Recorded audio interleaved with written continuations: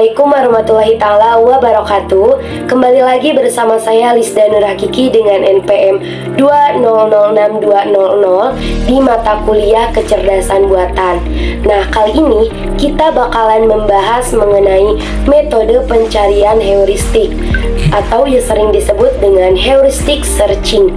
Kita bakalan membahas dari mulai definisi metode pencarian heuristik, kemudian tujuan atau fungsi pencarian heuristik, dan yang terakhir kita bakalan membahas mengenai algoritma pencarian heuristik. Begitu, mari kita simak. Kita masuk ke definisi dari pencarian heuristik. Secara harfiah, heuristik diambil dari bahasa Yunani, yakni dari kata heuriskin yang artinya menemukan. Heuristik secara umum diartikan sebagai seni atau sebuah ilmu pengetahuan yang berhubungan dengan sebuah penemuan baru atau sebuah solusi untuk memecahkan suatu masalah. Metode heuristik adalah subbidang dari kecerdasan buatan yang digunakan untuk melakukan pencarian dan penentuan jalur terpendek.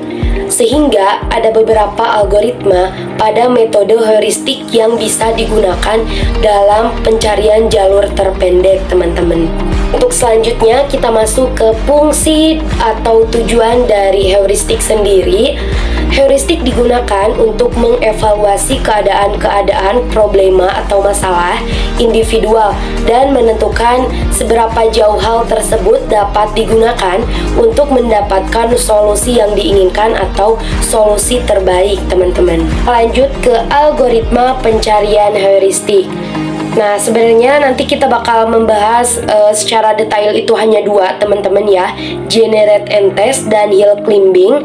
Namun ini untuk pengetahuan saja, teman-teman. Sebenarnya banyak juga dari algoritma pencarian heuristik. Yang pertama di sini ada generate and test, yaitu pembangkitan dan pengujian. Yang kedua ada hill climbing, yaitu pendakian bukit. Yang ketiga ada best first search, yaitu pencarian terbaik pertama. Dan yang keempat ada constraint satisfaction, yaitu kendala kepuasan. Dan untuk algoritma heuristik lainnya itu masih banyak lagi, teman-teman. Teman-teman, kita lanjut ke penjelasan algoritma pencarian heuristik. Algoritma pertama, kita bakal membahas pembangkitan dan pengujian atau generate and test. Metode ini merupakan penggabungan antara default first search dengan pelacakan mundur atau backtracking, yaitu bergerak ke belakang menuju pada suatu keadaan awal.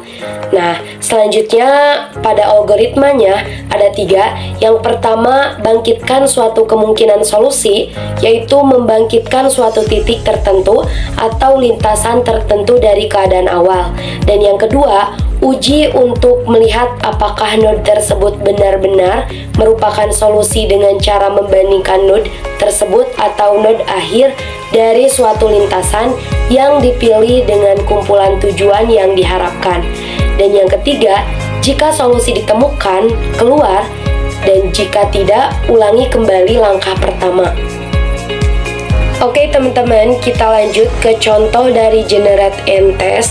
Di sini ada TSP, yaitu Traveling Salesman Problem, di mana seorang salesman ingin mengunjungi N kota. Jarak setiap kota sudah diketahui.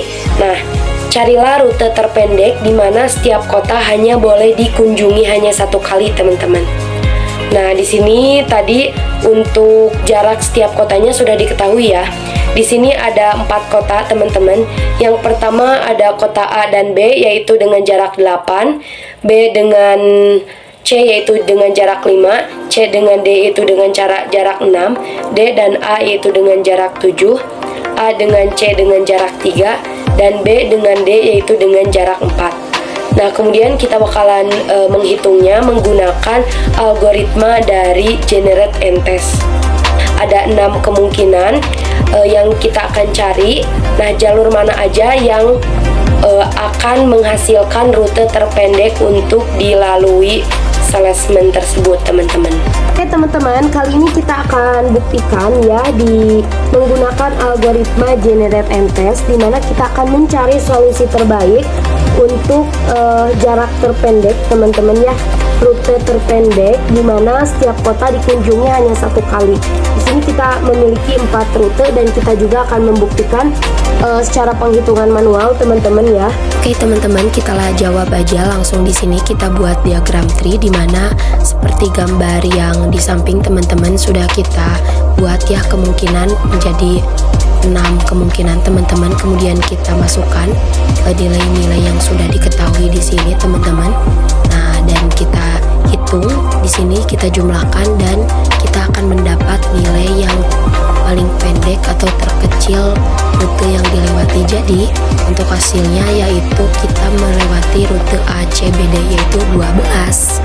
Nah, sudah terbukti teman-teman, tadi ketika kita sudah menghitung secara manual dan sangat begitu mudah teman-teman. Jadi jarak terpendek yang harus dilalui yaitu dari rute ACBD ya, sama dengan penghitungan manual tadi, dengan nilai terpendek adalah 12. Nah, bisa dilihat di tabel ini teman-teman, ACBD yaitu nilai 12 ini merupakan solusi dari TSP tersebut ya.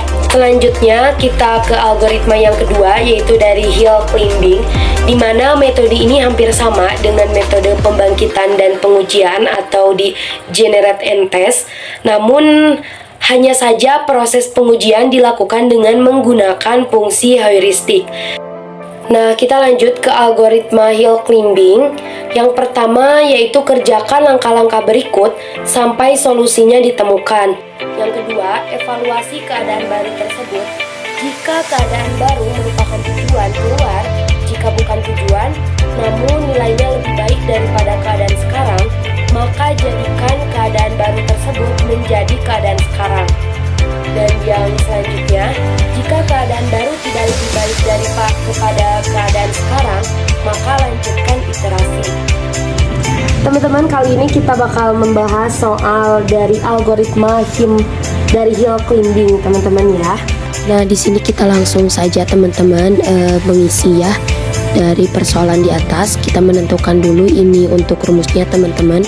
Kemudian kita masukkan nilai-nilai dan rute-rutenya. Kemudian kita menentukan pertukaran rute. Di sini kita menuliskan kemungkinan yaitu, dan untuk langkah yang terakhir kita bentuk rute di sini. Untuk jarak tempuh terpendek kita sudah mendapatkan yaitu di rute BACD dengan nilai 15 teman-teman ya. Dan alhamdulillah kita sudah menemukan solusi dari jarak tempuh tersebut.